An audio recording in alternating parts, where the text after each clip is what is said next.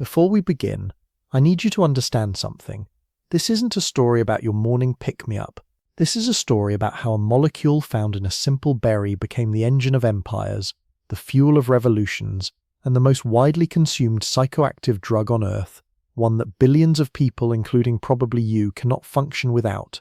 So if you're here for the journey, take a moment to like this video and subscribe, but only if you genuinely want to go deep. Phone away, distractions silenced. Let's begin. Long before humans discovered it, long before the first cup was brewed or the first bean was roasted, caffeine existed for a purpose that had nothing to do with us. It was a weapon. Deep in the cellular machinery of certain plants, evolution crafted a molecule designed to kill. Caffeine is an alkaloid, a naturally occurring compound that plants produce as a defense mechanism against the insects that would devour them. When a caterpillar chews on a coffee leaf or a tea plant, the caffeine disrupts its nervous system, paralyzes its feeding behavior, and often kills it outright. The molecule is a pesticide, refined over millions of years into perfect chemical warfare.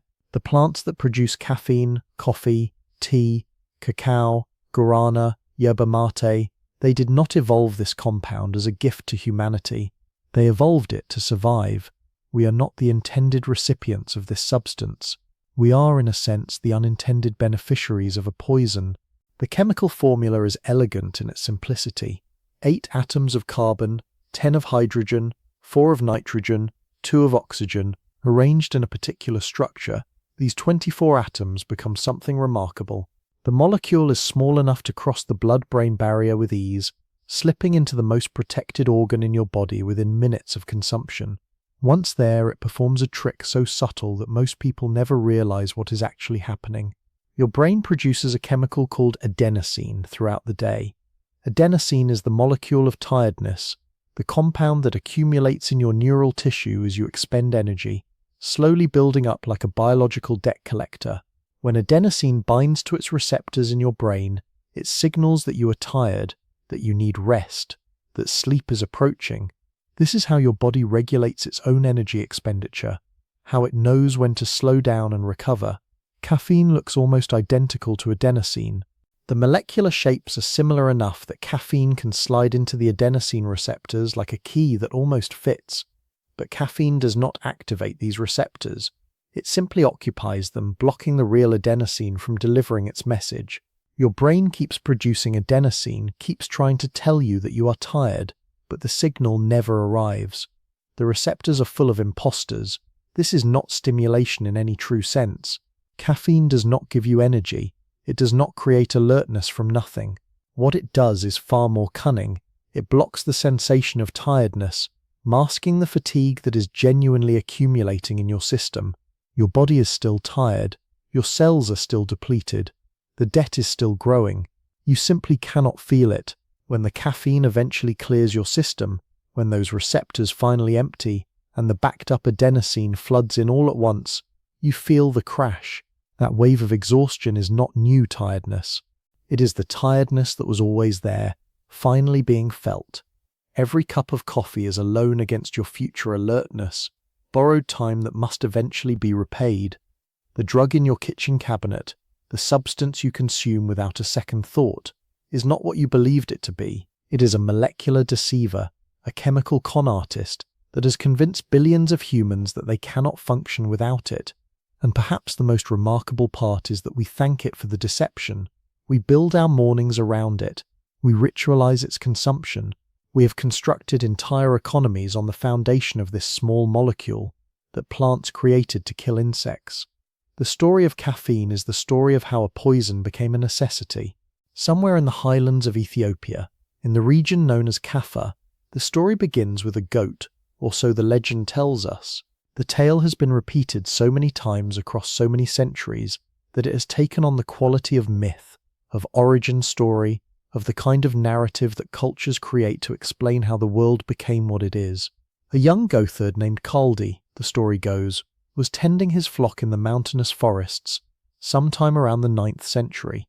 He noticed that his goats had begun behaving strangely after eating the bright red berries from a particular shrub. They became animated, restless, almost euphoric. They did not sleep at night. They danced, or so the storytellers claim. Kaldi, curious about this transformation, tried the berries himself and felt the same surge of energy, the same strange wakefulness. He brought the berries to a local monastery, where a skeptical monk threw them into a fire, dismissing them as the work of the devil. But as the berries burned, they released an aroma so intoxicating that the monks retrieved them from the flames, crushed them and dissolved them in hot water. They drank, and they discovered they could pray through the night without succumbing to sleep. This is almost certainly not how coffee was actually discovered. The story of Kaldi does not appear in written records until the 16th century, some 700 years after the events it supposedly describes. It is a story constructed to explain something that had already become commonplace, a retroactive mythology applied to a plant that had been used for far longer than anyone could remember. But the emotional truth of the story persists. Somewhere in those Ethiopian highlands, at some point in human history, someone ate a coffee berry and felt something change inside them. The forests of Kaffa, which gave the beverage its name, are the genetic homeland of Coffea arabica, the species that would eventually conquer the world. These are not cultivated plantations but wild forests where coffee grows as an understory shrub beneath the canopy of larger trees. For thousands of years, the people of this region knew about the stimulating properties of the coffee plant. The Oromo people, the largest ethnic group in Ethiopia, consumed coffee long before anyone thought to brew it as a beverage. They would take the ripe berries, remove the outer fruit, and crush the beans together with animal fat to create dense, energy-rich balls that warriors would carry into battle. This was coffee as survival food, as military technology, as a way to push the human body beyond its natural limits during times of necessity. The beans were also chewed directly, releasing their caffeine slowly as they were ground between teeth. Some communities brewed a tea from the leaves of the coffee plant rather than the beans. Others fermented the fruit pulp into a wine-like beverage. Coffee in its earliest forms was not a single drink but a spectrum of preparations, each culture finding its own way to extract the power hidden within the plant. For centuries, this knowledge remained largely contained within the Horn of Africa. The coffee plant grew in the wild, harvested but not yet cultivated, used but not yet commodified. It was a regional secret, a local medicine, a substance whose true potential had not yet been recognized by the wider world. That would change when coffee crossed the narrow strait of water that separates Africa from the Arabian Peninsula. That would change when it reached Yemen. By the 15th century, coffee had made the short but consequential journey across the Red Sea to Yemen, and there it found something it had never had before, a purpose beyond mere wakefulness. In the mountainous terrain of Yemen, where trade routes connected Africa to the Middle East and beyond, coffee encountered Islamic mysticism. The Sufis, the mystical practitioners of Islam who sought direct experience of the divine through prayer, meditation, and devotional practice, discovered that this bitter drink from Ethiopia could transform their spiritual lives. The Sufi orders practiced dhikr, the repetitive recitation of the names of God, often performed in nighttime sessions that could last for hours. These were not casual prayers but intensive spiritual exercises, attempts to dissolve the boundary between the self and the divine through sustained concentration and devotion. Sleep was the enemy of dhikr. Fatigue was an obstacle to enlightenment, and here was a substance that could banish both. They called it kohwa, a word that had previously referred to wine. The linguistic choice was deliberate. Just as wine was forbidden but also celebrated in mystical Sufi poetry as a symbol of divine intoxication, so too was coffee, understood as a drink that altered consciousness, that transported the drinker into a different state of being. The Arabic word kahwa would eventually become the Turkish kahwa, the Italian caffè, and the English coffee, but its original meaning captured something that has since been lost. Kahwa means that which prevents sleep, but it also carries connotations of reduced appetite, of diminished physical desire. Coffee was understood from the beginning as a substance that weakened the body in order to strengthen the spirit. The Sufis did not treat coffee as a casual beverage. It was sacrament. There were rituals around its preparation and consumption, prayers recited as the drink was served. The sheikh, the leader of the Sufi order, would often be the one to distribute the coffee, transforming a simple act of drinking into a communal religious experience. The first coffeehouses emerged in Yemen during this period.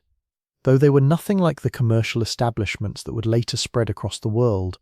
These were gathering places for Sufi practitioners, spaces where the sacred drink could be consumed in community, where devotion and caffeine intertwined into something that was both chemical and spiritual.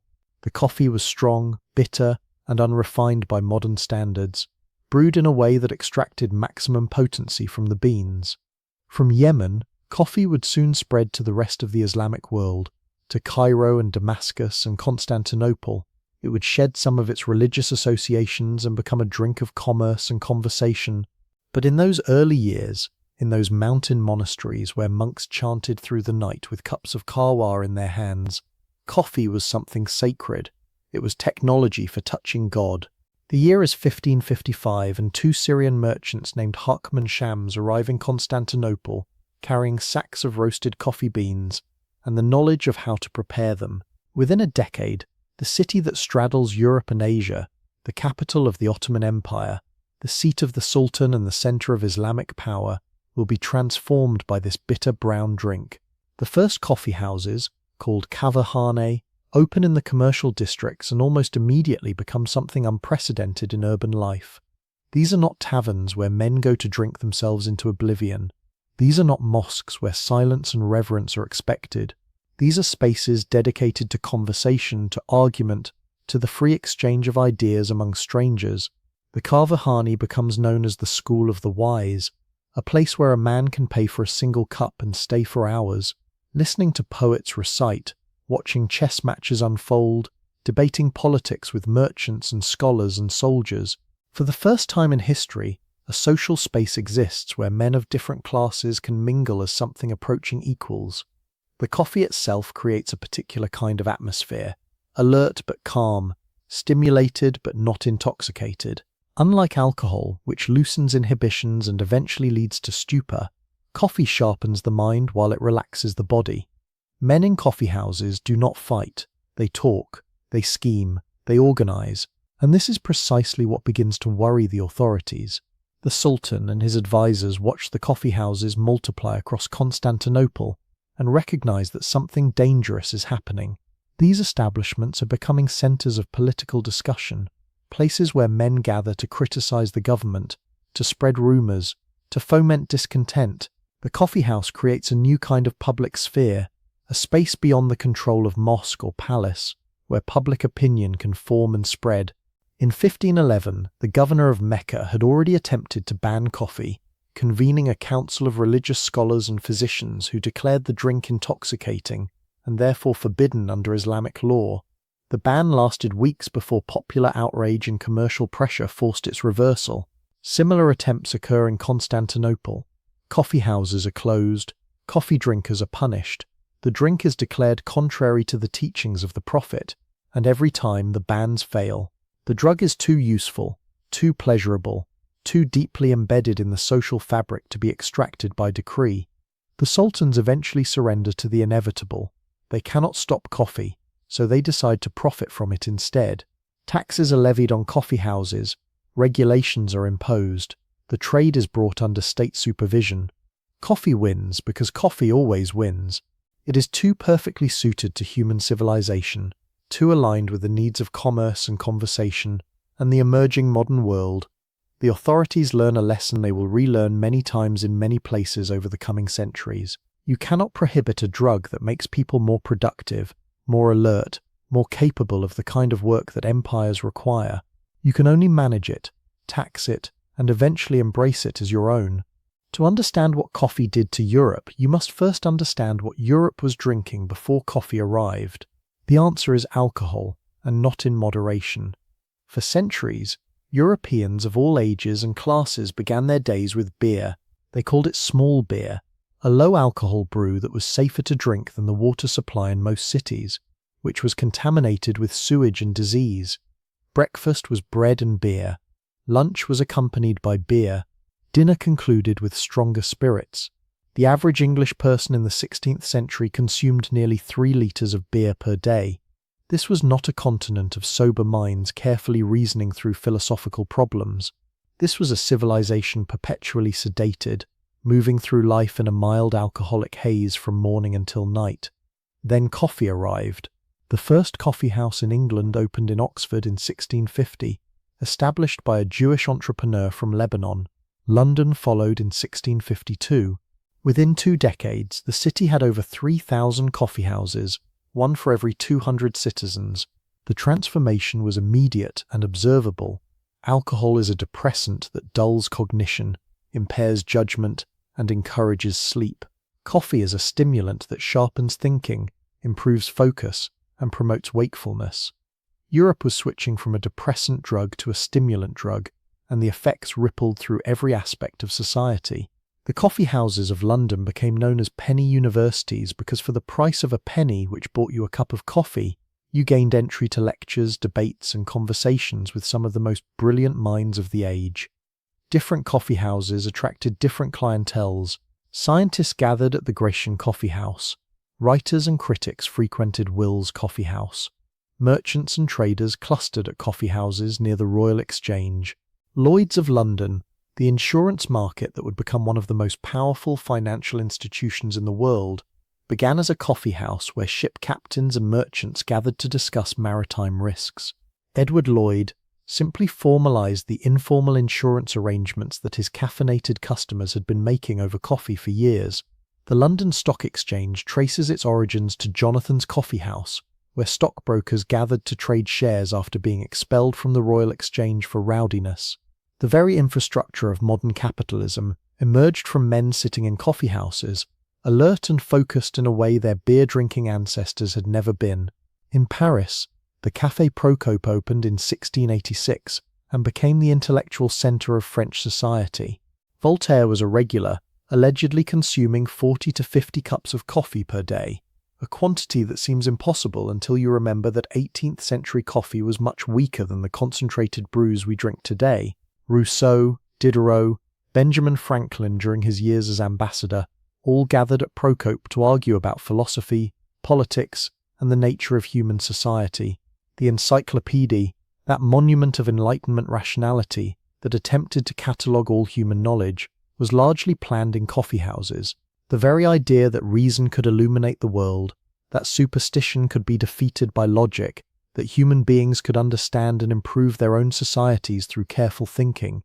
This idea emerged from minds that were caffeinated for the first time in history. The Enlightenment was not merely accompanied by coffee, it was fueled by coffee. It was made possible by coffee. The age of reason was the age of the stimulant, and every philosophical treatise, every scientific breakthrough, every political revolution that followed was written and conceived by people under the influence of a psychoactive drug. We do not typically think of it this way. We prefer to imagine that the great minds of history achieved their insights through pure genius, through the spontaneous combustion of brilliance in prepared minds. But the historical record suggests something more complicated. The prepared minds were also chemically altered minds, and the substance doing the altering was the same one sitting in your cup right now. On the night of December 16, 1773, a group of American colonists disguised as Mohawk Indians boarded 3 British ships in Boston Harbor and dumped 342 chests of tea into the water. The Boston Tea Party, as it came to be known, was a protest against taxation without representation, against the British Parliament's authority to impose duties on the colonies without their consent. But it was also something else. It was the moment when tea became treasonous and coffee became patriotic. In the months and years that followed, drinking tea in the American colonies became an act of political collaboration with British tyranny. Merchants who sold tea were boycotted. Families who served tea were shunned. The Continental Congress formally discouraged tea consumption, and into this vacuum rushed coffee, the alternative stimulant, the drink that did not carry the taint of British imperial taxation. The colonists needed their caffeine. They had become as dependent on it as the English, as addicted to that morning alertness that the drug provided, but they could not get it from tea without betraying their political principles. Coffee was the solution, and coffee shops became the gathering places of revolution. The Green Dragon Tavern in Boston served coffee alongside stronger beverages and became the headquarters of the Sons of Liberty, the secret society that organized resistance to British rule. Paul Revere, Samuel Adams, John Hancock, the men who would become the founders of a new nation, met in the Green Dragon to plan their actions. The Declaration of Independence may have been written in Philadelphia, but its intellectual foundations were laid in the coffeehouses of Boston. John Adams, who would become the second president of the United States, declared that he had come to consider coffee as essential as bread. He called it the universal beverage and worried about its supply during the war years when British naval blockades threatened colonial trade. The preference for coffee over tea that began as political protest would harden into cultural identity. Even after independence, even after the political reasons for avoiding tea had disappeared, Americans remained coffee drinkers. The British remained tea drinkers. This division persists to the present day, a fossilized remnant of an 18th century rebellion encoded into the morning rituals of two nations. Every American who drinks coffee instead of tea is participating, consciously or not, in a tradition that began with revolution. The drug itself did not create American independence, but it was there at the creation, flowing through the veins of the men who conceived and executed the break from empire. The founders were caffeinated revolutionaries, and the nation they built would become the greatest coffee-consuming country on earth.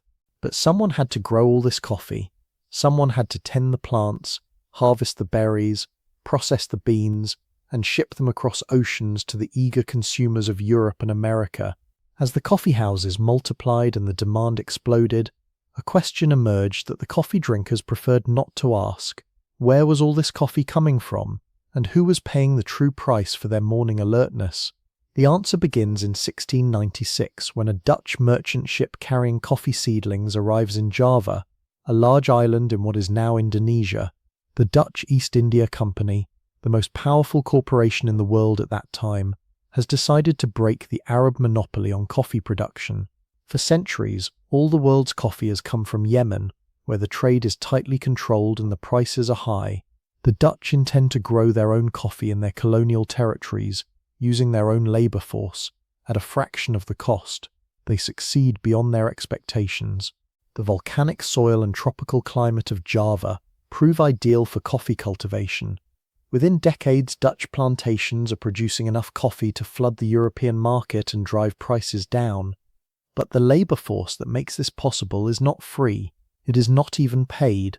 The Dutch colonial system forces Javanese farmers to dedicate a portion of their land to coffee cultivation, to deliver their harvest to company agents at prices set by the colonizers, to work under conditions that amount to slavery in all but name. The French follow the Dutch example. They bring coffee to Martinique in the Caribbean, where enslaved Africans are forced to clear forests, plant seedlings and tend the crop under the supervision of armed overseers. The Portuguese establish plantations in Brazil, which will eventually become the largest coffee-producing nation on earth. The Spanish plant coffee across their American colonies. Everywhere the story is the same. European demand creates colonial supply, and colonial supply is built on forced labor. The system that would define coffee production for the next 3 centuries is established in these early decades of commercial cultivation. Coffee is cheap in the cafes of Paris and London because human beings are being worked to death in the plantations of Java and the Caribbean and Brazil. The Enlightenment philosophers who drink their coffee and debate the rights of man do not, for the most part, contemplate the contradiction between their principles and their beverages. The alertness that fuels their reasoning is purchased with the suffering of people they will never see, people whose lives are not considered worthy of philosophical consideration. This is the shadow that falls across the history of coffee, from its earliest days as a global commodity. Every expansion of consumption requires an expansion of exploitation. Every new coffee house in London means more bodies in the fields. The drug that awakens the mind is produced by systems that deaden the conscience. And we are only at the beginning of this story. On the night of August 22nd, 1791, the enslaved people of Saint-Domingue rose up against their French masters and set the colony ablaze. Saint-Domingue, the western half of the island of Hispaniola, was the most profitable colony in the world, a place where 500,000 enslaved Africans laboured under conditions so brutal that the average life expectancy after arrival was 7 years. They grew sugar, they grew indigo, and they grew coffee. By the late 18th century, Saint-Domingue was producing half of all the coffee consumed in Europe. The cafes of Paris, the coffee houses of London, the breakfast tables of the bourgeoisie across the continent, All of them depended on beans harvested by people who were worked to death and then replaced by fresh shipments from Africa. The revolution that began that August night would last 13 years and would result in the creation of Haiti, the first free black republic in the Western Hemisphere, the second independent nation in the Americas after the United States. It was the largest and most successful slave uprising in human history, and it destroyed the coffee industry that had made Saint-Domingue so valuable to France. The plantations burned, the irrigation systems were demolished, the enslaved people who knew how to cultivate and process coffee either died in the fighting or refused to return to the work that had defined their bondage. French planters who survived fled to other Caribbean islands, to Louisiana, to anywhere that would have them. Haiti's coffee production never recovered to its colonial heights. The newly free nation, burdened by the massive indemnity that France demanded as payment for the loss of its human property, could not rebuild the infrastructure that slavery had created. But Europe still wanted its coffee, the cafes still needed their supply, and into the void left by Haiti's destruction stepped Brazil. The Portuguese had been growing coffee in Brazil since the early 18th century, but it was a minor crop compared to sugar. After the Haitian Revolution, Brazilian production exploded. By 1840, Brazil was producing 40% of the world's coffee. By 1920, it would produce 80%. The system that made this possible was, at first identical to the one that had been destroyed in Haiti. Brazil was the last country in the Western Hemisphere to abolish slavery, holding on until 1888, decades after every other nation in the Americas had ended the practice. The coffee that fueled the 19th century was grown by enslaved people on vast plantations called fazendas, estates so large that they were essentially private kingdoms. When slavery finally ended in Brazil, the coffee planters adapted. They could no longer own their workers outright, but they could trap them in systems of debt peonage that amounted to the same thing. Workers were paid in scrip that could only be spent at company stores. They were charged for housing, for food, for tools, for the privilege of working. They accumulated debts that could never be repaid, debts that were passed down to their children, debts that bound them to the fazenda as surely as chains had bound their predecessors. The coffee that a Parisian intellectual drank while writing about liberty and equality was produced by people who had neither. The stimulant that sharpened European minds was extracted from bodies that were ground down and discarded. This is not ancient history. This is not a crime of some distant past that we have moved beyond. The systems established in these centuries, the global trade networks, the relationships between consuming nations and producing nations, the assumption that coffee should be cheap and plentiful regardless of the human cost. These systems persist in modified form to the present day. Every cup carries this history, whether we taste it or not. The factory whistle blows at 6 in the morning, and you must be at your station. It does not matter that the sun has not yet risen. It does not matter that your body evolved over millions of years to wake with the light and sleep with the darkness, is telling you that this is wrong. The machine does not care about your circadian rhythms. The machine runs on its own schedule, and you must synchronize yourself to it, or be replaced by someone who will. This is the fundamental transformation of the Industrial Revolution, the shift from natural time to mechanical time, from work rhythms dictated by seasons and sunlight to work rhythms dictated by factory owners and production quotas. Human beings had never lived like this before. For all of recorded history, people had worked when there was light and rested when there was darkness. The agricultural calendar followed the sun. The craftsman in his workshop set his own hours. Even the merchant and the clerk, though bound by commercial obligations, retained some control over when and how they laboured. The factory destroyed all of this. The factory demanded bodies that would stand at machines for 12 hours, 14 hours, 16 hours at a stretch. It demanded workers who could perform repetitive tasks without falling asleep, without making the errors that fatigue produces, without succumbing to the natural human need for rest. The factory demanded, in short, workers who were caffeinated. The alliance between industrial capitalism and caffeine was not accidental. Factory owners understood that alert workers were productive workers, that stimulants increased output and reduced accidents. In Britain, where tea was cheaper and more readily available than coffee due to the colonial connection with India, the tea break became institutionalized. This was not a humanitarian gesture. It was an investment in productivity. A worker given 15 minutes to drink tea would produce more in the remaining hours than a worker denied that break. The temperance movement, which sought to reduce alcohol consumption among the working classes, found eager allies among factory owners and industrialists. A drunk worker was an unreliable worker, prone to absenteeism, accidents, and insubordination.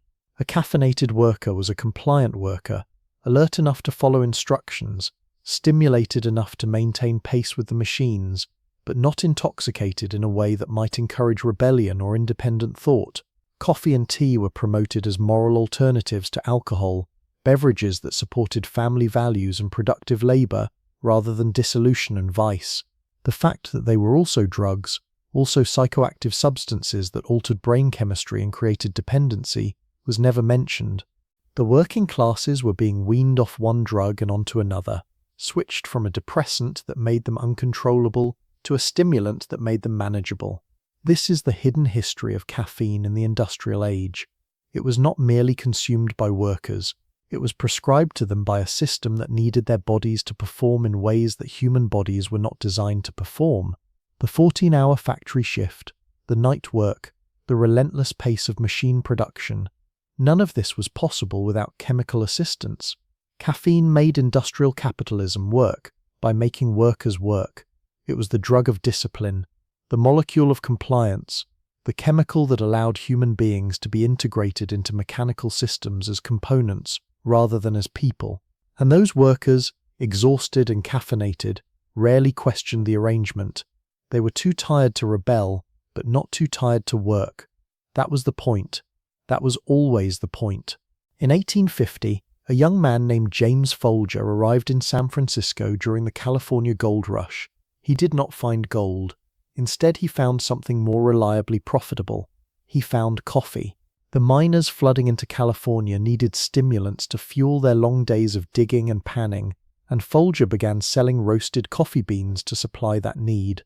Within a few years, the J.A. Folger and Company had become one of the largest coffee roasters in the American West. A similar story unfolds in Nashville in 1892, when Joel Cheek develops a blend of coffee that he serves at the Maxwell House Hotel. The blend proves so popular that Cheek begins selling it under the hotel's name, and Maxwell House Coffee begins its march toward national ubiquity. These companies represent a new phase in the history of coffee, the industrialization of the beverage itself. For centuries, coffee had been roasted and ground in small batches, often by the consumer or by local merchants. The beans were whole, the preparation was manual, the product was variable. The new coffee corporations changed all of this. They roasted at industrial scale, ground the beans in massive mills, and packaged the product for distribution across vast distances. They created brands, consistent products that tasted the same whether you bought them in New York or San Francisco. They advertised, building consumer loyalty through repetition and association. They made coffee not just available but unavoidable, a standardized commodity rather than an artisanal product. The invention of instant coffee accelerated this transformation. In 1901, a Japanese-American chemist named Satoru Kato developed a process for creating soluble coffee powder while working in Chicago. In 1910, an English chemist living in Guatemala named George Constant Louis Washington, no relation to the president, developed a commercial instant coffee that he marketed as ready coffee. Instant coffee was a revelation. It required no brewing equipment, no expertise, no time. You simply added hot water and you had coffee. The product was inferior to fresh brewed coffee by any measure of taste or aroma, but it was convenient, and convenience would prove more powerful than quality. World War I transformed instant coffee from a curiosity into a necessity. The United States military needed to supply caffeine to millions of soldiers in the trenches of France, and brewing fresh coffee in combat conditions was impractical. Maxwell House won the contract to supply the American Expeditionary Forces, shipping millions of pounds of instant coffee overseas. An entire generation of American men became accustomed to instant coffee during their military service, and many continued drinking it after they returned home. The association between coffee and patriotic duty, already established during the Revolution, was reinforced. Coffee was what American soldiers drank to stay alert while defending freedom. The final element of modern coffee culture fell into place in 1952 when the Pan American Coffee Bureau launched an advertising campaign to promote something called the coffee break. The concept was not new. Workers had been taking informal breaks to drink coffee for decades, but the campaign formalized and legitimized the practice, presenting it as a right rather than a privilege, a necessary component of the productive workday. Give yourself a coffee break, the advertisements urged, and get what coffee gives. The campaign was enormously successful. Within a few years, the coffee break had become a standard feature of American work life, written into union contracts and employee handbooks. The drug had been institutionalized. Caffeine consumption was no longer a personal choice but a structural expectation, built into the rhythm of the workday, assumed and encouraged by employers and employees alike. Coffee had become invisible, precisely because it was everywhere. We have spoken primarily of coffee, but coffee is only half of the story. The other great source of caffeine, the other bean that built empires and shaped history, is tea, and the history of tea is, if anything, even more saturated with violence and exploitation than the history of coffee. For centuries, China held a monopoly on tea production. The tea plant, Camellia sinensis, was native to the mountains of southern China, and the Chinese had developed sophisticated techniques for cultivating, harvesting, and processing tea leaves that no other nation could replicate. Tea became China's most valuable export, shipped to Europe and America in quantities that grew larger every decade as the Western appetite for caffeine expanded. Britain, in particular, developed an insatiable thirst for tea. By the early 19th century, tea had become the national beverage, consumed by all classes from morning until night. But Britain had a problem. China wanted silver in exchange for tea, and Britain did not have enough silver. The trade deficit was draining British coffers at an alarming rate. The British solution to this problem was opium. The East India Company began growing opium poppies in India and shipping the processed drug to China, where it was sold illegally but profitably to Chinese consumers. The silver that Chinese opium addicts paid for their drug flowed back to Britain, where it was used to purchase more tea. One drug was financing another. Britain was essentially running a narcotics operation to support its caffeine habit. When the Chinese government attempted to stop the opium trade, to prevent the destruction of its population by addiction, Britain went to war. The Opium Wars of 1839 to 1842 and 1856 to 1860 were fought explicitly to force China to accept British opium imports. Britain won both wars and extracted humiliating concessions, including the cession of Hong Kong and the opening of Chinese ports to foreign trade. The wars were among the most nakedly imperialist conflicts in history. Wars fought to protect a drug trade, and they were made necessary by British demand for tea. But Britain was not satisfied with depending on China for its tea supply. In 1848, the East India Company sent a Scottish botanist named Robert Fortune on a secret mission into the tea-growing regions of China. Fortune disguised himself as a Chinese merchant, travelled into areas forbidden to foreigners, and systematically stole tea plants, seeds, and the knowledge of how to process them. He smuggled everything back to British India, where the stolen materials were used to establish tea plantations in Assam and Darjeeling. This was industrial espionage on a grand scale, the theft of an entire agricultural technology, and it succeeded beyond British expectations. Within decades, Indian tea production had surpassed Chinese exports to Britain. The labour force that worked these Indian tea plantations was not enslaved in the legal sense, but the distinction was often meaningless in practice. Indentured workers were recruited from impoverished regions with promises of good wages and fair treatment, then transported to remote plantations where they found themselves trapped. They lived in company housing, bought from company stores, accumulated company debts. They worked under conditions of extreme exploitation, picking tea leaves from dawn until dark for wages that barely sustained life. When indentured servitude was eventually abolished, it was replaced by systems only marginally less coercive. The pattern repeats regardless of which caffeinated beverage we examine: coffee in Brazil and the Caribbean, tea in India and Ceylon. The story is always the same. Consumer demand in wealthy nations creates production systems in poor nations, and those production systems depend on labor that is extracted through force or desperation. The Boston Tea Party rejected British tea on principle, but the coffee that replaced it was grown under identical conditions of exploitation. The American revolutionaries changed their beverage without changing the system. They freed themselves from British taxation while continuing to benefit from colonial extraction. Caffeine, whatever its source, has always had a cost measured in human suffering. That cost has never been included in the price.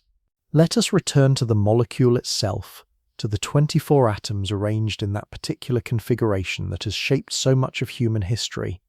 We discussed earlier how caffeine mimics adenosine, the neurotransmitter that signals tiredness to your brain, but the mechanism deserves a deeper examination because understanding it reveals something profound about the nature of caffeine consumption. Adenosine is produced as a byproduct of neural activity.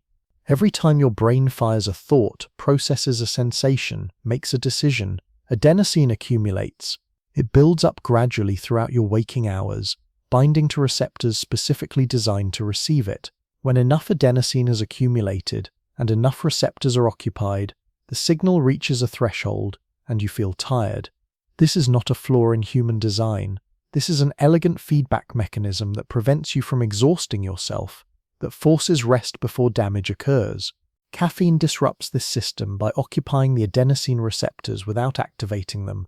The adenosine is still being produced, still accumulating, but it cannot deliver its message because caffeine is blocking the mailbox. Your brain keeps generating the tired signal, but you cannot receive it. This is important to understand. Caffeine does not give you energy. It does not create alertness from nothing. It simply prevents you from perceiving the fatigue that genuinely exists in your system. You are not more rested after drinking coffee. You are equally tired but unable to feel it. The half-life of caffeine in the human body is approximately 5 to 6 hours, though this varies based on genetics, age, liver function, and other factors. Half-life means that after 5 or 6 hours, half of the caffeine you consumed is still circulating in your bloodstream. If you drink a cup of coffee at 3 in the afternoon, by 9 in the evening you still have half that caffeine in your system. By 3 in the morning you still have a quarter. That afternoon pick-me-up is still affecting your brain chemistry while you sleep, even if you do not consciously perceive it. But adenosine blocking is not the only thing caffeine does. It also increases dopamine signaling in certain areas of the brain, particularly the prefrontal cortex. Dopamine is the neurotransmitter associated with pleasure, motivation, and reward. This is the same pathway that cocaine activates, though caffeine operates at a much lower magnitude. You are not going to rob a convenience store to fund your coffee habit, but the dopamine connection explains why caffeine feels good, why it produces that subtle sense of well-being and motivation that accompanies your morning cup. Your brain adapts to regular caffeine consumption through a process called upregulation. When caffeine consistently blocks adenosine receptors, your brain responds by growing more receptors. If the existing receptors are being blocked, the brain reasons, then more receptors are needed to receive the adenosine signal. This is why tolerance develops. The first cup of coffee you ever drank produced a much stronger effect than the cup you drank this morning. Your brain has compensated for years of caffeine exposure by creating more targets for adenosine to hit. You need more caffeine to block more receptors to achieve the same effect. Here is the uncomfortable truth that most regular caffeine consumers do not want to hear. Your morning coffee does not make you more alert than a non-coffee drinker. It makes you approximately as alert as a non-coffee drinker. Without that morning coffee, you experience withdrawal symptoms that drag you below baseline. Grogginess, difficulty concentrating, irritability. The coffee does not lift you up. It merely returns you to normal. You are not enhancing your performance. You are treating your dependency. Caffeine withdrawal is not a folk belief or a subjective complaint. It is a clinically recognized syndrome, listed in the Diagnostic and Statistical Manual of Mental Disorders, 5th edition, the same reference guide that psychiatrists use to diagnose depression, anxiety, and schizophrenia. The American Psychiatric Association has determined that caffeine withdrawal meets the criteria for inclusion alongside other legitimate medical conditions. The symptoms are predictable and consistent across populations. The most common is headache, experienced by approximately 50% of people who abruptly stop consuming caffeine. The headache is typically described as diffuse, throbbing, and moderate to severe in intensity. It results from changes in blood flow to the brain. Caffeine constricts blood vessels in the head. When caffeine is withdrawn, those blood vessels dilate, increasing blood flow and pressure in ways that produce pain. The headache usually begins 12 to 24 hours after the last caffeine dose, peaks at 1 to 2 days, and can persist for up to 9 days. Fatigue is the second most common withdrawal symptom. This is not ordinary tiredness, but a profound exhaustion that makes normal activities feel impossible. It represents, in part, the accumulated adenosine that has been blocked for so long finally binding to its receptors all at once. The tired signal that you have been suppressing arrives with compound interest. Other symptoms include difficulty concentrating, depressed mood, irritability, and flu-like feelings such as nausea and muscle pain. Some people experience anxiety, others experience a kind of mental fog that makes complex thinking nearly impossible. The severity of symptoms correlates with the amount of caffeine typically consumed and the duration of regular use, but even relatively modest consumption of 1 to 2 cups per day can produce noticeable withdrawal effects. The question inevitably arises, is this addiction? The answer is complicated. Addiction, as defined by medical professionals, requires more than physical dependence. It requires compulsive use despite negative consequences, loss of control, and significant impairment in life functioning. Most caffeine users do not meet these criteria. They consume caffeine regularly, they experience withdrawal when they stop, but they do not destroy their relationships or lose their jobs or engage in criminal behavior to obtain their drug. This is why caffeine use disorder is listed in the DSM as a condition requiring further study rather than a full diagnosis. But dependency is undeniable. Physical dependency means that your body has adapted to the presence of a substance and reacts negatively when that substance is removed. By this definition, the majority of regular caffeine consumers are dependent. They need the drug to feel normal. They experience predictable symptoms when they go without it. They organize their daily lives around ensuring access to their supply. We do not call it addiction because the consequences are manageable. We do not call it addiction because the drug is legal and socially approved. We do not call it addiction because the drug is legal and socially approved. Billions of humans would experience headaches, fatigue, and depression if their supply were cut off. We have simply decided, collectively and without much discussion, that this particular dependency does not count. Even if you have no trouble falling asleep after drinking coffee, even if you believe yourself to be one of those people who can consume caffeine at any hour without consequence, the drug is affecting your sleep. This is not opinion. This is documented in sleep laboratory studies using electroencephalography to measure brain activity throughout the night.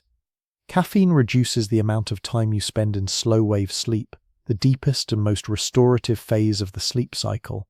You may sleep for 8 hours, but the quality of that sleep is diminished. You wake feeling less rested than you would have without the caffeine, even if you perceived no difficulty falling asleep. One study found that caffeine consumed 6 hours before bedtime reduced total sleep time by more than 1 hour, even in subjects who reported no subjective sense of sleep disruption. The subjects felt like they slept fine. The measurements showed otherwise. This creates a vicious cycle that traps millions of people. You feel tired in the morning because your sleep was compromised by yesterday's caffeine. You drink coffee to compensate for the tiredness. The caffeine disrupts tonight's sleep. You wake tomorrow feeling even more tired. You drink more coffee. The cycle tightens with each rotation. You become more dependent on caffeine to achieve diminishing returns, burning through your sleep quality to fund your waking alertness. Many people believe they have developed immunity to caffeine's effects on sleep. They drink espresso after dinner and fall asleep without difficulty. But the research suggests this is subjective tolerance rather than physiological tolerance. Your perception of sleep disruption decreases with regular use, but the actual disruption continues. You have simply lost the ability to notice what caffeine is doing to your sleep architecture. You have adapted to a degraded baseline and mistaken that baseline for normal. This is not a personal failing, it is a systemic problem. Modern life demands wakefulness at hours that human biology never evolved to accommodate. We light our cities at night and expect people to function as if the sun never set. We structure work schedules around productivity rather than physiology. We celebrate those who sleep less and work more as models of ambition. We have built a civilization that requires chemical enhancement to function, and then we wonder why everyone is exhausted. The drug is not the problem. The drug is the symptom. The problem is a society that treats human beings as machines to be optimized rather than organisms with biological needs. Caffeine is the patch that allows this system to function, the workaround that prevents us from confronting the fundamental mismatch between how we live and how we evolved to live. Every cup of coffee is a small surrender to arrangements that do not serve human flourishing. The global coffee industry generates over $460 billion in revenue annually. The energy drink market adds another $57 billion. Caffeine pills, supplements, caffeinated foods, caffeinated cosmetics. The molecule has been incorporated into products beyond counting. This is an industry built on dependency, sustained by the daily need of billions of people for a substance their bodies have learned to require. The marketing of caffeine products follows a consistent pattern. Fatigue is presented as a personal problem, a failure of will or discipline that can be solved by the right product. You are not tired because you slept poorly, because your work demands too much, because modern life is structured in ways incompatible with human biology. You are tired because you have not yet found the right energy drink, the right coffee blend, the right caffeinated supplement to unlock your potential. The solution to the problem created by caffeine is always more caffeine. This is circular logic that benefits no one except those who sell the drug. Society demands more productivity. Workers consume caffeine to meet those demands. The caffeine disrupts their sleep and creates dependency. They need more caffeine to compensate. They become reliable customers, returning every day, multiple times per day to purchase their supply. The industry has achieved the perfect business model, a product that creates its own demand. No conspiracy is necessary to explain this arrangement. No secret meetings where executives plot to enslave the population to their product. The system emerged organically from the intersection of capitalism, biology, and culture, but the outcome is the same regardless of intent. Billions of dollars flow from the pockets of tired people into the accounts of corporations that profit from keeping them tired. The more exhausted the population, the more caffeine they consume. The more caffeine they consume, the more exhausted they become. The wheel turns and the money flows, and no one asks whether there might be a better way to live. In 1983, a young salesman named Howard Schultz visited Milan, Italy, and experienced something that would change the world. He walked into an Italian espresso bar and watched the barista pull shots for a steady stream of customers who lingered, talked, connected with their neighbors. The coffee was secondary to the experience. What Schultz saw was a social ritual, a public space that was neither workplace nor home, but something in between, a place where community happened naturally over small cups of strong coffee. He returned to Seattle, where he worked for a small coffee roasting company called Starbucks, and tried to convince the owners to transform their business. They were not interested. They sold beans, not beverages, so Schultz left, started his own coffee bar company, and in 1987 purchased Starbucks outright. He had a vision to bring the Italian coffee bar experience to America, to create what he called the third place in people's lives. The concept succeeded beyond any reasonable expectation. Starbucks grew from a handful of Seattle stores to a global empire of over 35,000 locations in more than 80 countries. The company did not merely sell coffee. It sold an experience, an identity, a lifestyle. The Starbucks cup became a status symbol, a visible marker of a certain kind of urban, professional, culturally aware consumer. People who would never pay $5 for a cup of coffee at a diner happily paid $7 for a latte at Starbucks because they were not buying coffee, they were buying membership in a tribe. The menu grew increasingly elaborate, offering customization options that numbered in the tens of thousands. You could order your drink with alternative milks, extra shots, specific temperatures, flavored syrups, modified foam levels. The personalization was part of the appeal, the sense that your drink was uniquely yours, tailored to your preferences, an expression of your individual identity. But beneath this apparent customization lay profound standardization. A Starbucks in Tokyo tastes identical to a Starbucks in Toronto. The company achieved this consistency through rigorous control of every variable, from bean sourcing to roasting profiles to barista training. The local coffee culture of each city, the independent cafes with their own personalities and histories, found themselves competing against a global machine with unlimited resources and perfect uniformity. Many did not survive. The irony is bitter. The coffeehouses of history, the CAFFEINE of Constantinople, the penny universities of London, the revolutionary meeting places of Boston. These were spaces where ideas fermented, where dissent brewed alongside the beverages, where the existing order could be questioned and alternatives imagined. The modern Starbucks is almost the opposite. It is a space of consumption rather than conversation, of conformity rather than revolution. People sit alone with laptops, headphones sealing them off from their neighbors. They consume their caffeine and their Wi-Fi and leave without having spoken to another human being. The third place has become a non-place, a branded environment identical everywhere, designed not to foster community, but to extract maximum revenue per square foot. Schultz wanted to recreate the Italian espresso bar. What he created instead was the apotheosis of corporate coffee culture, a chain that turned a communal ritual into a solitary transaction, a company that commodified the very experience it claimed to provide. In 1987, an Austrian entrepreneur named Dietrich Mateschitz introduced a new beverage to Europe. He had discovered it in Thailand, where a drink called Krating Daeng, meaning Red Bull in Thai, was popular among truck drivers and manual laborers who needed to stay awake through long shifts. Mateschitz reformulated the drink for Western tastes, carbonated it, and marketed it under the translated name Red Bull. The product was an immediate success in Austria and gradually spread across Europe before arriving in the United States in 1997. Red Bull was not the first caffeinated soft drink. Cola beverages had contained caffeine for over a century, but Red Bull positioned itself differently. It was not a refreshment, it was functional, a tool for performance enhancement, a drug delivery system marketed as a lifestyle. The slogan, "Red Bull gives you wings," promised transcendence, the ability to exceed normal human limitations through chemical assistance. The marketing strategy was genius. Rather than traditional advertising, Red Bull sponsored extreme sports, music festivals, and cultural events that appealed to young people seeking intensity and excitement. The brand became associated with risk-taking, with pushing boundaries, with refusing to accept ordinary life.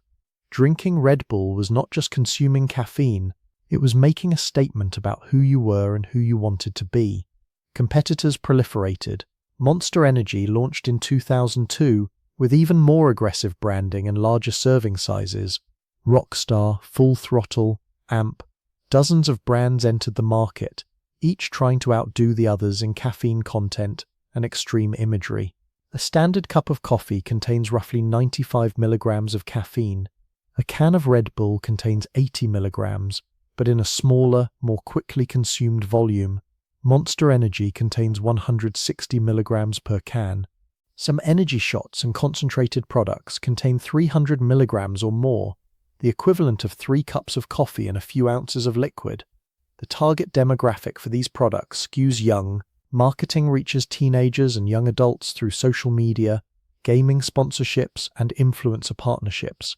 The industry is creating customers for life, establishing caffeine dependency in adolescents whose brains are still developing, building brand loyalty that will persist for decades. The health consequences have become impossible to ignore.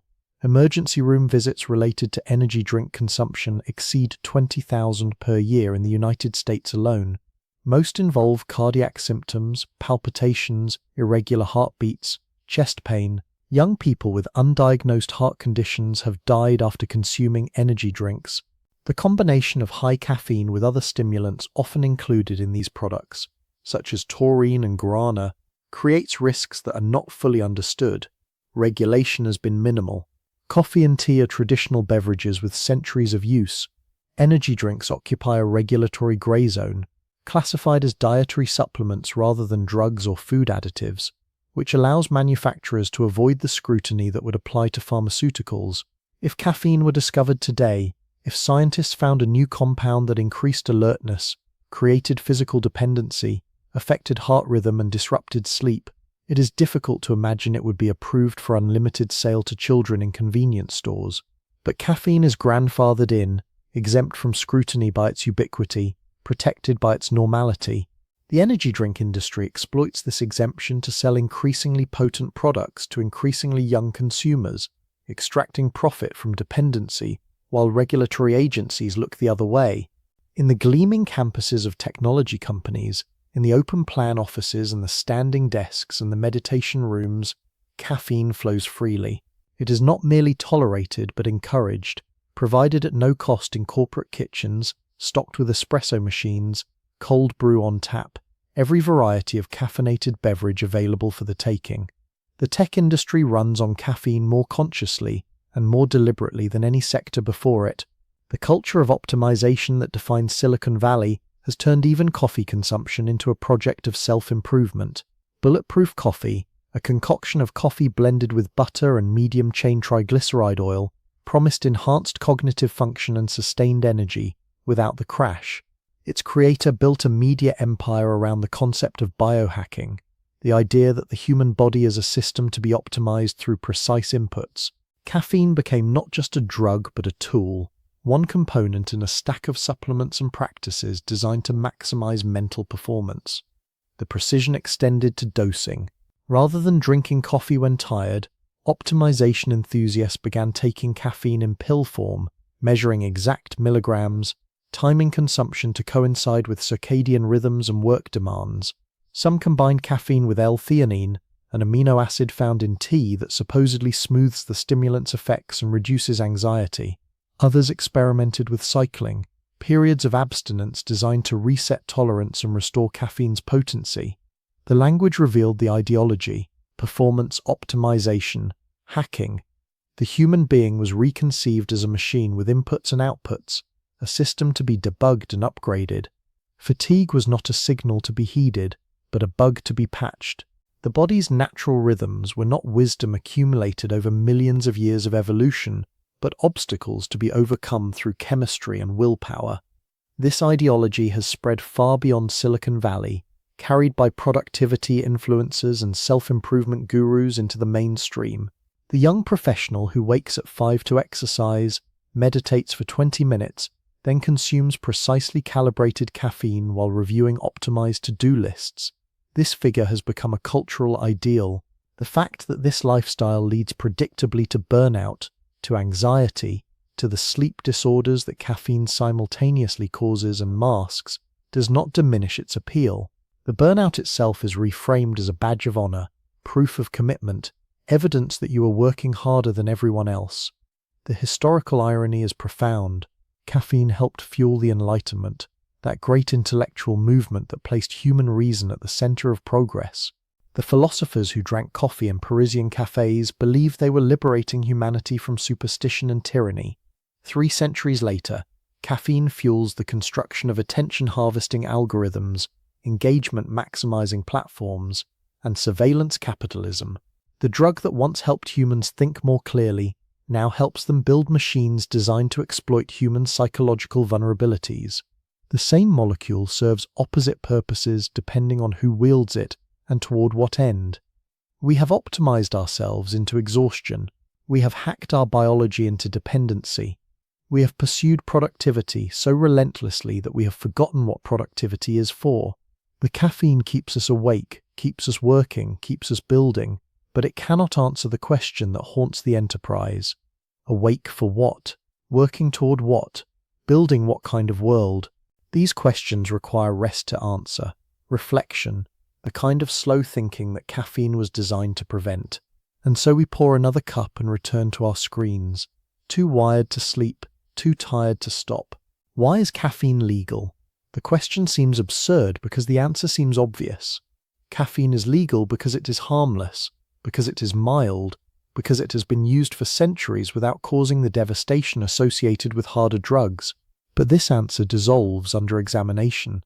Caffeine is a psychoactive substance that alters brain chemistry, creates physical dependency, produces withdrawal symptoms severe enough to be recognized in psychiatric diagnostic manuals, and affects the cardiovascular system in ways that can be dangerous for vulnerable individuals. By any objective pharmacological standard, caffeine is a drug. The real answer to why caffeine is legal has nothing to do with chemistry and everything to do with history and power. Caffeine served the interests of those who controlled society. It made workers more productive, soldiers more alert, citizens more compliant. It generated tax revenue and commercial profit. It never became associated with marginalized groups or countercultural movements in ways that threatened the established order. Other drugs followed different paths. Marijuana was criminalized in the United States not because of its pharmacological danger, but because it was associated with Mexican immigrants and black jazz musicians. The war on drugs was explicitly designed, as Nixon administration officials later admitted, to target political opponents and minority communities. Millions of lives were destroyed, families separated, futures foreclosed, all in the name of drug enforcement policies that had nothing to do with public health. Meanwhile, caffeine dependency was not merely tolerated but encouraged. Consider a thought experiment. Imagine that caffeine were discovered today, not in the familiar forms of coffee and tea, but in the ritual practices of an isolated Amazonian tribe. Anthropologists document that tribal members consume a plant beverage that alters consciousness, creates physical dependency, affects heart rhythm, and disrupts sleep patterns. Would this substance be welcomed into Western society? Would it be sold in convenience stores without age restrictions? Would it be marketed to children through cartoon characters and extreme sports sponsorships? Or would it be classified as a controlled substance, its users criminalized, its cultural context dismissed as primitive superstition?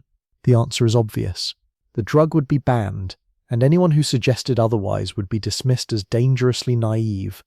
The legal status of drugs has never been determined by their actual effects on human health and society.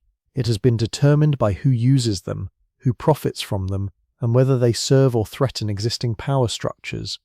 Caffeine is legal because it helps the economy run. Other drugs are illegal because their users were expendable. This is not pharmacology. This is politics. The coffee in your cup traveled a long distance to reach you, and at every step of that journey, someone was underpaid. The modern coffee supply chain begins in the mountainous regions of the global south, in Ethiopia where the plant originated, in Brazil that dominates production, in Colombia and Vietnam and Indonesia, and dozens of other countries where the climate suits cultivation. The farmers who grow coffee are, with few exceptions, poor. The international coffee market is volatile, subject to speculation and manipulation by traders who have never seen a coffee plant. When prices crash, as they periodically do, farmers cannot cover their costs of production. They go into debt, they lose their land, they abandon their farms, and migrate to cities where they join the ranks of the urban poor. Fair trade certification was supposed to address this injustice.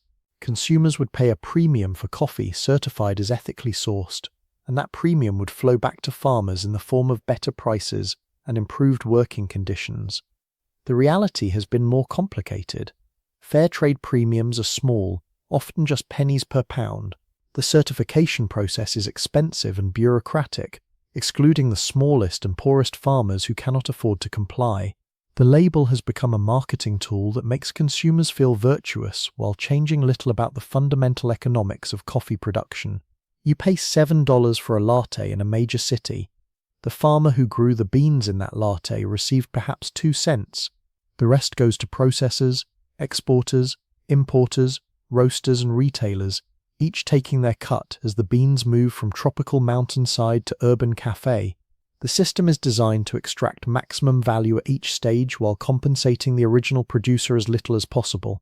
Climate change threatens to make this unjust system even worse. Coffee plants are sensitive to temperature and rainfall patterns. The regions currently suited for coffee cultivation are shrinking as the planet warms. Farmers are being forced to move their operations to higher elevations or abandon coffee entirely. By some estimates, half of the land currently used for coffee production will become unsuitable by 2050. The beverage that billions depend on may become scarce and expensive within our lifetimes. Child labor persists in coffee supply chains, despite decades of pledges and programs designed to eliminate it. Children as young as 6 work alongside their parents during harvest season in some regions, missing school, exposed to pesticides, performing tasks that damage developing bodies. The chocolate and coffee industries have repeatedly promised to end child labor and repeatedly failed to do so. The economic pressures are simply too strong, the monitoring too weak, the will to change too absent. Every cup of coffee connects you to this system. The warmth in your hands on a cold morning was made possible by hands that will never hold $7 for a single beverage. The alertness you feel was purchased with labor that will never be fairly compensated. The drug in your kitchen has a cost that the price tag does not capture. Imagine waking tomorrow in a world where caffeine does not exist. The coffee plants never evolved the molecule. The tea bushes never developed it. No cacao, no guarana, no yerba mate. The entire human history we have traced, the coffee houses and revolutions, the colonial plantations and industrial factories, the Starbucks and energy drinks, none of it happened. What would such a world look like? The first and most obvious difference would be in work. Without caffeine, humans could not override their circadian rhythms as easily. The 14-hour factory shifts, the red-eye flights, the overnight coding sessions, the medical residents working 30-hour stretches, all of these would be impossible, or at least much more difficult. Work would have to be organized around human biology, rather than against it. The night shift would be a rarity, rather than a routine. The workplace would have to accommodate the human need for rest, rather than demanding that workers chemically suppress it. Perhaps this sounds utopian, an impossible fantasy in a world where competitive pressures demand maximum productivity at minimum cost. But it is worth asking whether the competitive pressures themselves are inevitable, or whether they are choices we have made, choices enabled and sustained by the availability of chemical workarounds that allow us to pretend the pressures are sustainable. We built a civilization that requires caffeine. We could build a different one. This is not an argument for prohibition. We know from history that prohibition does not work, that banning substances people desire creates black markets and criminal enterprises and enforcement regimes that cause more harm than the drugs themselves. And caffeine, despite its drawbacks, also has genuine benefits. It is pleasurable. It enhances alertness and concentration in the short term. It has been associated with reduced risk of certain diseases. The world does not need to be caffeine-free, but it could be caffeine-conscious. The difference between a drug used wisely and a drug that uses you is awareness. When you drink coffee out of compulsion, because you cannot function without it, because your body demands it to feel normal, the drug is in control. When you drink coffee as a choice, understanding what it does to your brain and your sleep and your long-term health, deciding consciously that the trade-off is worth it for this moment and this purpose, you are in control. You cannot unknow what you now know. The history, the neuroscience, the economics, the exploitation, all of it is part of your coffee now. The simple pleasure of a morning cup has become complicated by understanding. This is not a loss. This is maturity. This is the difference between consuming blindly and choosing deliberately. Tomorrow morning you will wake, and you will decide whether to drink coffee. Whatever you decide, let it be a decision. Let it be conscious. Let it be yours. We began with a molecule, 24 atoms arranged in a configuration that plants evolved to kill insects. We travelled from the highland forests of Ethiopia, where goats danced after eating red berries, to the Sufi monasteries of Yemen, where monks chanted through the night, fueled by bitter black liquid. We watched coffee cross oceans and continents, transforming every society it touched. We saw it birth coffee houses where revolutions were planned and stock markets were invented. We followed it into the holds of slave ships and the rows of colonial plantations where human beings were worked to death so that Europeans could think more clearly. We traced it through the factories of the Industrial Revolution, where it became the chemical that made mechanical time tolerable, through the trenches of world wars where it kept soldiers alert enough to kill and die, through the branded sameness of global coffee chains and the hyper-caffeinated aggression of energy drink marketing. We examined what it does to your brain, how it blocks the signals that tell you to rest, how it creates dependency so gradually that you never noticed the moment you stopped choosing and started needing. We asked who profits from your exhaustion, and found an industry worth hundreds of billions of dollars built on the simple fact that modern life makes people tired, and tired people will pay for relief. All of this history, all of this suffering and innovation and exploitation and pleasure has been distilled into the object sitting in your kitchen. The bag of beans or the jar of instant or the pod for your machine, whatever form it takes, carries within it the accumulated weight of 1,000 years. The drug does not know this history. The drug does not judge you for consuming it or praise you for abstaining. The drug simply does what it evolved to do, what it has always done, blocking adenosine receptors, releasing dopamine, keeping you awake for one more hour, one more task, one more day. The question is not whether caffeine is good or bad. Such categories are too simple for a substance this deeply woven into human civilization.